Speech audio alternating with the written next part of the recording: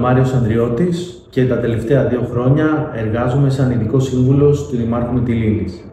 Είμαι απόφοιτος της τάξης του 2011 του Μεταπτυχιακού Διεθνών Σπουδών του Πανεπιστημίου Μακεδονίας και απόφοιτος του Προπτυχιακού Τμήματος Διεθνών Σχέσεων του ίδιου Πανεπιστημίου. Η επαγγελματική μου πορεία ξεκίνησε το 2014 ως ειδικός σύμβουλος του τότε Δημάρχου Λέσβου και την επόμενη χρονιά η προσφυγική κρίση με βρήκε στο σχεδιασμό της τοπικής ανταπόκρισης και του συντονισμού των μη κυβερνητικών οργανώσεων και των διεθνών οργανισμών που βρίσκονται στο νησί. Αργότερα εργάστηκα για την ύπατη αρμοστία του ΟΗΕ στη Λέσβο και μετέπειτα εργάστηκα σαν πολιτικός στέλεχος του Αμερικανικού Προξενείου στη Θεσσαλονίκη. Η φοιτησή μου στο μεταπτυχιακό πρόγραμμα δεν ήταν απλώς χρήσιμη, ήταν καθοριστική για όσα ακολούθησα.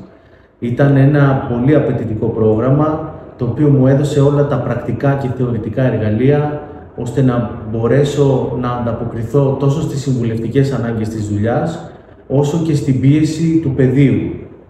Σε κρίσιμες στιγμές, τα μαθήματα των διεθνών σχέσεων, της λήψης αποφάσεων, του διεθνούς δικαίου, αποτέλεσαν πραγματικά το ανταγωνιστικό μου πλεονέκτημα. Θεωρώ ότι αυτό είχε σαν αποτέλεσμα τη σωστή αντίληψη των εξελίξεων, την ορθολογική λήψη αποφάσεων και την παροχή συμβουλών στους ανθρώπους που συνεργάστηκα με βάση επιστημονικά δεδομένα. Θεωρώ όμως το σημαντικότερο εφόδιο που πήρα ότι ήταν η ηθική. Η ηθική που εμφυσούν οι διδάσκοντες στους φοιτητές τους και αφορά κυρίως την υποταγή του ατομικού συμφέροντος στο συλλογικό συμφέρον και κατ' επέκταση στο εθνικό.